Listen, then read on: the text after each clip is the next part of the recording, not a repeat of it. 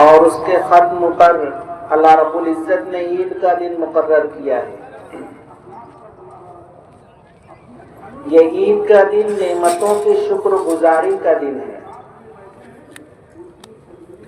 ہمیں نبی کریم صلی اللہ علیہ وسلم نے جو طریقہ سکھایا ہے، دین اسلام کا جو طریقہ ہے، وہ یہی ہے کہ ہر موقع پر اللہ رب العزت کا شکر ادا کیا جاتا ہے۔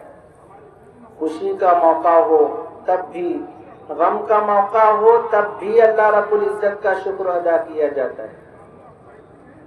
نبی کریم صلی اللہ علیہ وسلم کا وہ پاک ارشاد آپ حضرات نے بارہا سنا ہوگا کہ کل قیامت کے دن جب میدان محشر میں تمام کائنات جمع ہوگی، اولین و آخرین سب ایک جگہ جمع ہوں گے، نفسا نفسی کا عالم ہوگا۔ اس وقت اللہ رب العزت کی بارگاہ سے اعلان ہوگا، این الحمادون، وہ لوگ کہاں ہیں جو اللہ کے شکر گزار رہا کرتے تھے۔ ایک جماعت کھڑی ہوگی اور اللہ رب العزت انہیں بغیر حساب و کتاب جنت کا داخلہ عطا فرمائیں گے۔ اس حدیث مبارکہ سے جو تعلیم ہمیں ملتی ہے وہ یہ ہے کہ ہمیں ہر حال میں اللہ رب العزت کا شکر گزار ہونا چاہیے۔ قرآن کریم اللہ رب العزت نے عطا کیا، اور سب سے پہلی سورت سورہ فاتحہ رکھی، اور اللہ رب العزت کے نام سے شروع کرنے کے بعد جو سب سے پہلی چیز قرآن مجید میں لکھی ہے، جسے ہر نماز کی ہر رکعت میں ہم اور آپ پڑھتے ہیں، وہ ہے الحمدللہ رب العالمین، کہ تمام تر تعریفیں اللہ رب العزت کے لیے ہے، جو تمام جہانوں کا پالنے والا ہے۔ اللہ رب العزت تمام جہاں کے پالنے والے ہیں۔ رب کہتے ہیں پالنے والے کو۔ کسی شخص کو عدم سے وجود میں لانا، اس کائنات کو جب نہیں تھی اللہ پاک نے پیدا کیا، پیدا کرنے کے بعد اسے اس لائق بنایا کہ انسان اس پر رہ سکے۔ انسان کے رہنے کے لیے اللہ رب العزت نے ہر نعمتیں پیدا فرمائی۔ قرآن کریم میں اللہ رب العزت کا ارشاد ہے، هو الذی خلق لکم ما فی الارض جمیعا، اللہ رب العزت کی ذات وہ ذات ہے جو زمین میں جو کچھ ہے وہ تمہارے نفع کے لیے اس نے بنائی ہے۔ یہ اللہ رب العزت کا ارشاد ہے کہ اس کائنات میں جو کچھ میں نے پیدا کیا ہے وہ تمہارے نفع کے لیے پیدا کیا ہے۔ اسی لیے جو آیت کریمہ تلاوت کی گئی ہے، رکوع کی شروعات اللہ پاک نے سورہ بقرہ کی تیسری رکوع کی شروعات، پہلے رکوع میں اللہ رب العزت نے ایمان والوں کا حالات ذکر کیا، اسی میں کافروں کے حالات ذکر کیے۔ دوسرے رکوع میں اللہ پاک نے منافقین کے حالات ذکر کیے، اور ان حالات کے تذکرے کے بعد اللہ پاک نے سب سے پہلی بات جو ارشاد فرمائی ہے سورہ بقرہ میں، قرآن کریم کے آغاز میں سب سے پہلا حکم جو ہے سورہ فاتحہ کے بعد سب سے پہلا حکم سورہ بقرہ میں دیا گیا ہے، یا ایھا الناس اعبدوا ربکم الذی خلقکم، کہ اے لوگوں اس رب کی عبادت کرو، اس پالنے والے کی عبادت کرو جس نے تمہیں پیدا کیا ہے۔ یا ایھا الناس اعبدوا ربکم الذی خلقکم والذین من قبلکم، اور اسی نے انہیں بھی پیدا کیا ہے جو تم سے پہلے تھے، لعلکم تتقون، تاکہ تم متقی بن جاؤ۔ اللہ کی عبادت کرو۔ اللہ کی عبادت کرو گے کیا حاصل ہوگا؟ اللہ کی عبادت کرو گے اللہ کے خاص اور مقرب بندے بن جاؤ گے، اللہ سے تعلق حاصل ہو جائے گا، متقی بن جاؤ گے۔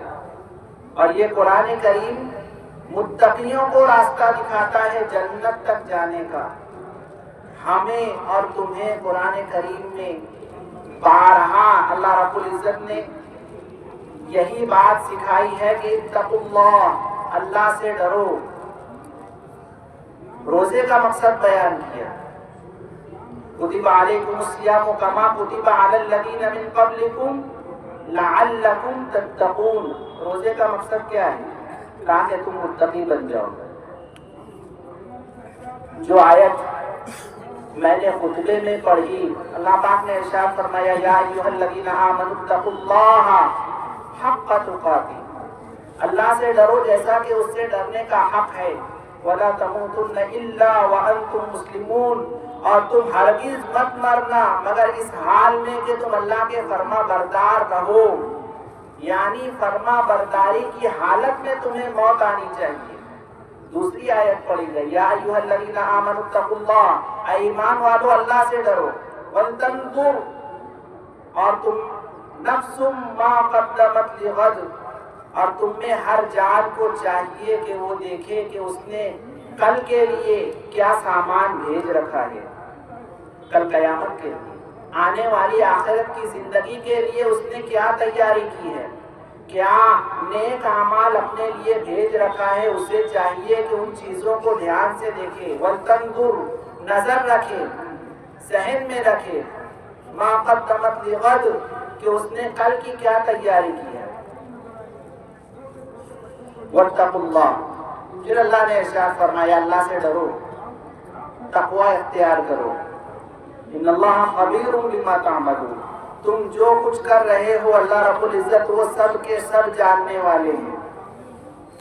قرآن کریم میں سورہ بقرہ کی شروعات ہوتی ہے، ذالک الکتاب لا ریب فیہ ھدی للمتقین۔ یہ قرآن کریم جنت تک پہنچانے کا ذریعہ ہے، کن لوگوں کو؟ ہدن، یہ ہدایت ہے، ہدن یہ ہدایت ہے، متقین، متقیوں کو کے لیے، ہدن للمتقین، یہ قرآن کریم ہدایت ہے متقیوں کے لیے۔ ہدایت کسے کہتے ہیں؟ ہدایت کسے کہتے ہیں؟ ہدایت کہتے ہیں وہ چیز جو منزل مقصود تک پہنچا دے، وہ چیز جسے ہم اردو زبان میں کہتے ہیں رہبر۔ دو چیز ہوتی ہے، ایک ہوتی ہے رہنمائی، رہنما، راہنما، یعنی وہ شخص، جیسے آپ اگر کہیں جا رہے ہو، آپ کو راستے کا علم نہ ہو، آپ نے گاڑی روکی، راستے میں کسی سے پوچھا کہ بھائی فلاں جگہ جانا ہے، وہ شخص وہیں کھڑے کھڑے بتا دے کہ تم اس طرح جاؤ، اس طرح جاؤ، آگے سے سیدھے ہاتھ پر مڑ کر پھر سیدھے جا کر آپ اس طرح جاؤ تو پہنچ جاؤ گے۔ وہ شخص کھڑے کھڑے اس نے راستہ بتا دیا، یہ ہے راہنما، راستہ بتانے والا۔ یہ آپ کے ساتھ راستہ پر چلے گا نہیں، بلکہ ایک جگہ کھڑے رہ کر آپ کو اس نے راستے کی رہنمائی کر دی، اب آپ جاؤ۔ قرآن کریم ہدایت ہے تمام انسانوں کے لیے، یعنی انہیں راستہ بتاتا ہے، اب چلنا نہیں چلنا ان کی ذمہ داری ہے، مگر یہ رہبر ہے متقیوں کے لیے، ھدی للمتقین، متقیوں کے لیے رہبر ہے، رہنما نہیں ہے۔ متقیوں کو یہ راستہ نہیں بتاتا، ایک ہوتا ہے رہبر، جیسے پرانے زمانوں میں قافلے چلا کرتے تھے، جنگلات پہ، پہاڑوں میں اور وادیوں سے گزر کر دوسری جگہ جایا جاتا تھا جب آج کی طرح سڑکیں اور راستے نہیں تھے۔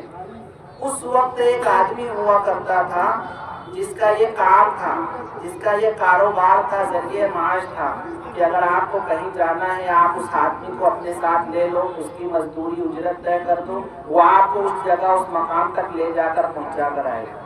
سرکار دو عالم صلی اللہ علیہ وسلم نے جب ہجرت کی تھی تو آپ نے بھی ایک رہبر کیا تھا، آپ نے ایک رہبر کو ساتھ لیا تھا جس کی ذمہ داری تھی کہ حضور کو غیر معروف راستے سے مدینہ المنورہ تک پہنچائے۔ وہ رہبر حضور کو لے کر چلا اور لا کر اس رہبر نے جہاں سے مسجد قباء نظر آنے لگتی ہے، قباء کی بستی، وہ رہبر وہاں تک آ کر حضور کو اس نے بتایا کہ وہ سامنے ہے جہاں آپ کو جانا ہے، اب آپ جائیے میں جاتا ہوں۔ یہ ہوتا ہے رہبر۔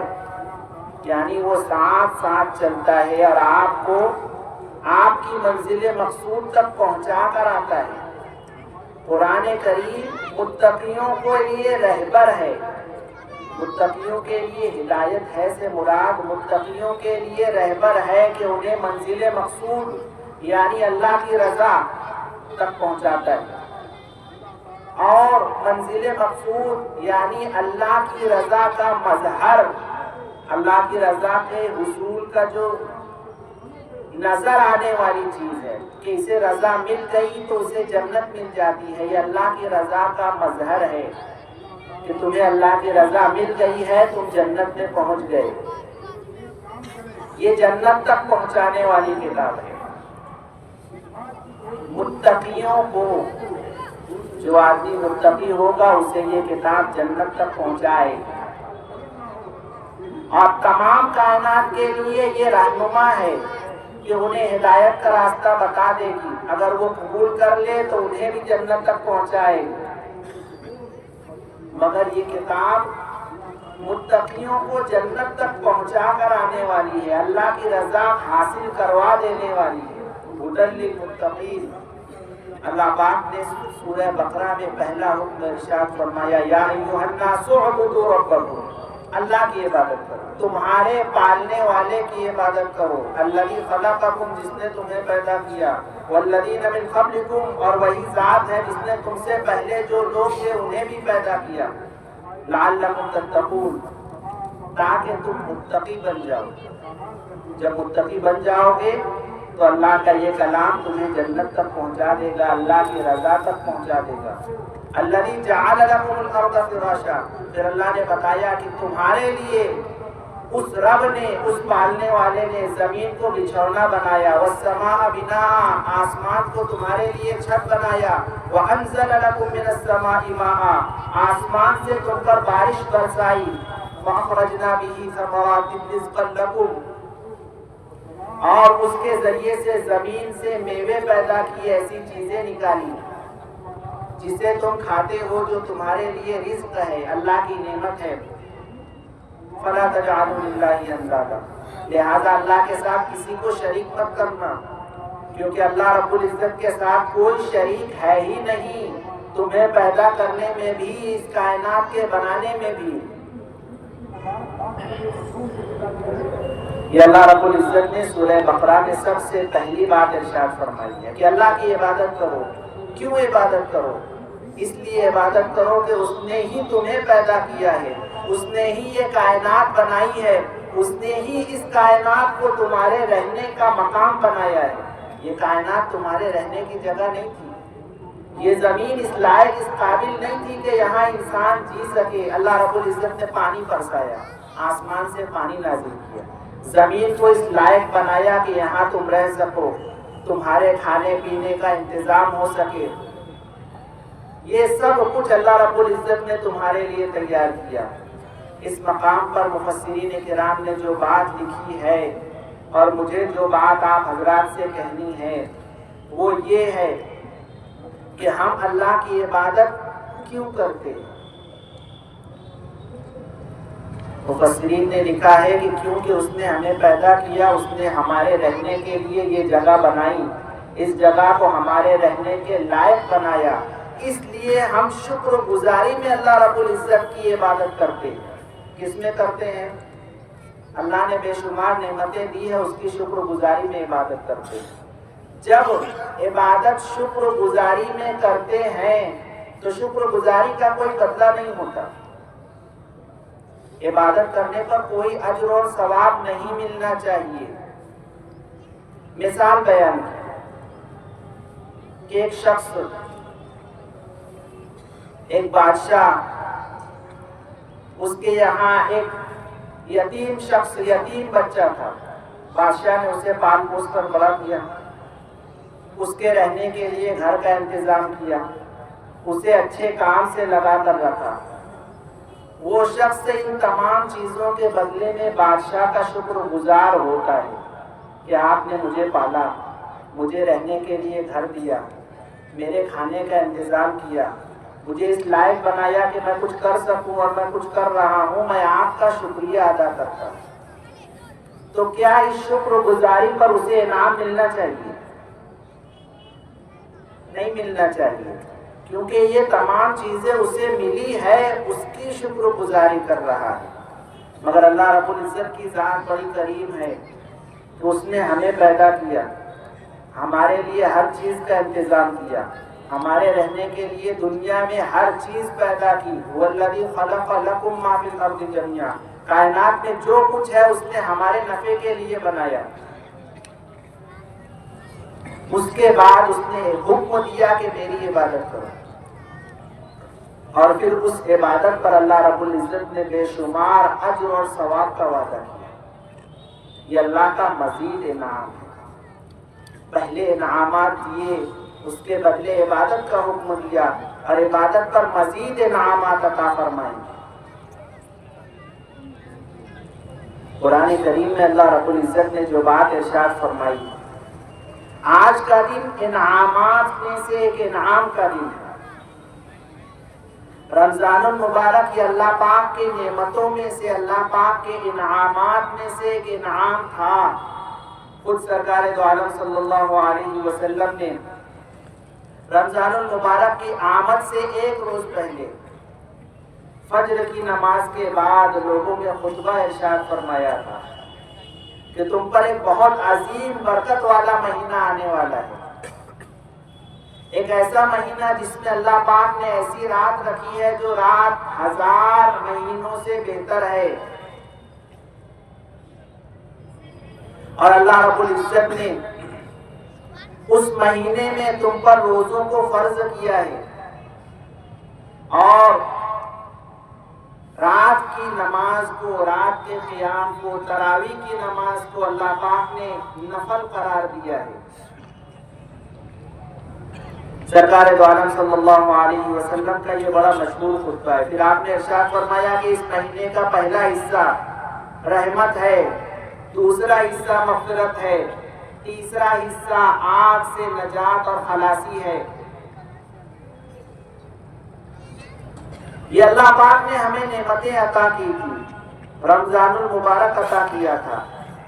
اللہ پاک نے سرکار دو عالم صلی اللہ علیہ وسلم نے ارشاد فرمایا کہ اس مہینے میں اگر کوئی نفل پڑھے گا، کوئی نفل کام کرے گا تو اسے 70 نفلوں کے برابر ثواب ملے گا، اور کوئی فرض کام کرے گا تو اسے 70 فرضوں کے برابر، یعنی ایک کے بدلے اللہ رب العزت اس مہینے میں 70 عطا فرماتے تھے۔ پھر اس میں ایک رات ہے جس میں 1000 مہینوں کے برابر اللہ پاک عطا فرماتے تھے۔ پہلا حصہ رحمت تھا، دوسرا مغفرت تھا، تیسرا آگ سے خلاصی تھی۔ یہ سب کچھ اللہ پاک کے انعامات ہم پر تھے۔ قابل مبارکباد ہیں وہ لوگ جنہوں نے رمضان کے روزے رکھے، اور قابل مبارکباد ہیں وہ لوگ جنہوں نے پورے مہینے تراویح ادا کی۔ اس طرح نہیں کیا کہ 6 دن پڑھ کر یا 10 دن والی پڑھ کر باقی 20 دن نہیں پڑھا۔ حضرت علی رضی اللہ عنہ نے جو بات ارشاد فرمائی ہے کہ یہ تو آج کا دن مبارک دن ہے، مبارکبادی کے لائق ہے وہ لوگ جنہوں نے رمضان میں اللہ پاک کے روزوں کو رکھا، جنہوں نے رات میں اللہ پاک کے حضور تراویح ادا کی۔ اور غور کا مقام ہے ان لوگوں کے لیے جنہوں نے اللہ پاک کے ساتھ، اللہ پاک کے حکموں پر عمل نہیں کیا۔ خود نبی کریم صلی اللہ علیہ وسلم نے جو آج کے دن کی فضیلت ارشاد فرمائی ہے کہ اللہ رب العزت آج کے دن فرشتوں کے دربار میں یہ بات ارشاد فرماتے ہیں، جس وقت عید کی نماز کے لیے کوئی شخص گھر سے نکلتا ہے، اللہ پاک ارشاد فرماتے ہیں کہ اے فرشتوں یہ لوگ کہاں جا رہے ہیں؟ فرشتے بتاتے ہیں کہ یہ عید کی نماز ادا کرنے تیرے حضور آ رہے ہیں۔ فرشتوں کو حکم دیا جاتا ہے کہ گلی کے نکڑوں پر، چوراہوں پر، راستوں پر کھڑے رہو، اور اللہ رب العزت فرشتوں سے فرماتے ہیں کہ یہ لوگ کیا کر کے آ رہے ہیں؟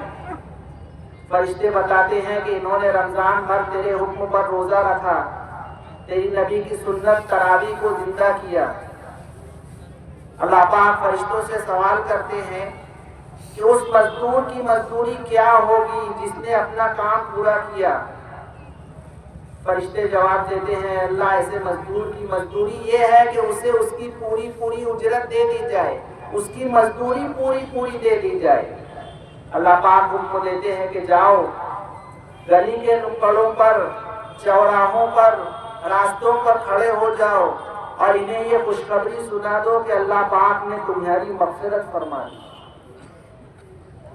رمضان کے روزوں کا اور تراویح کے اہتمام کا اللہ رب العزت نے یہ وعدہ کیا۔ آج فرشتے خوشخبری دے رہے ہیں، مگر اس حدیث میں جو بات ارشاد فرمائی گئی ہے کہ یہ ان مزدوروں کی اجرت ہے جنہوں نے مزدوری پوری کی ہے۔ اللہ پاک نے سوال کیا تھا کہ ایسے مزدوروں کو کیا اجرت دی جائے جنہوں نے اپنا کام پورا کیا ہے۔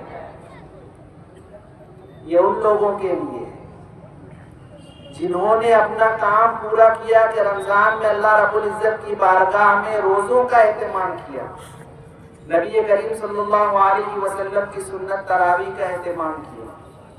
آج کے دن خوشخبری ہے ان لوگوں کے لیے اور غور و فکر کرنے کا، سوچنے کا مقام ہے۔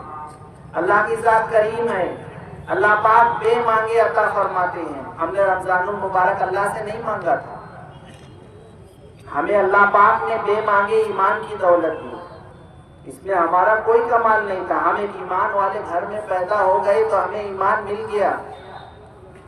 اللہ پاک نے ایمان کے ساتھ ساتھ نبی کریم صلی اللہ علیہ وسلم کی امتی بنایا، یہ بھی ہم نے نہیں مانگا تھا۔ یہ اللہ پاک کا اجر، اللہ پاک کا انعام ہم پر ہے۔ اللہ پاک نے رمضان المبارک دیا، قرآن کریم جیسی نعمت عطا کی، اور اس پر اللہ پاک نے ہمیں بے شمار اجر اور ثواب عطا کیا۔ آج کا دن شکرانے کا دن ہے، آج کا دن ناچ گانے کا، بھول ہپاڑ کرنے کا، برائی میں ایک دوسرے سے بڑھ جانے کا دن نہیں ہے۔ آج کا دن عاجزی کا دن ہے، اللہ رب العزت کے حضور شکرانے کی نماز ادا کر کے سجدہ ریز ہونے کا دن ہے۔ آج کا دن رمضان میں روزے رکھے تھے، روزے کی جو ایک مصلحت تھی وہ یہ تھی کہ تمہیں بھی احساس ہو کہ کوئی شخص اگر دن بھر بھوکا رہتا ہے تو اسے کیسا محسوس ہوتا ہے۔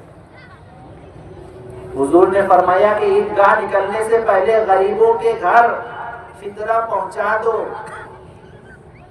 رمضان میں روزے کی ایک حکمت یہ بھی ہے کہ جو غریب ہوتے ہیں ان کی زندگیاں کیسے گزرتی ہے اس کا احساس ہو۔ آج عید کا دن ہے، اللہ پاک نے اچھا کپڑا پہننے کا حکم دیا ہے، ہر چیز اچھی استعمال کرنے کا حکم دیا ہے، مگر فضول خرچی کرنے کا، ایک دوسرے کی دل آزاری کرنے کا، ایسے طرز کو اختیار کرنے کا کہ غریب کا دیکھ کر دل دکھے، رمضان کی عبادت کا مقصد فوت کر دیتا ہے۔ رمضان میں تو ہمیں غمخواری سکھائی گئی کہ غریبوں سے محبت پیدا ہو، غریبوں کی حالات کا علم ہو، روزے رکھ کر ہمیں احساس ہو کہ غریبوں کی زندگیاں کیسے گزرتی۔ اور آج عید الفطر کا دن ہے، ہم سب کو اللہ رب العزت کی بارگاہ میں تواضع اختیار کرنا چاہیے۔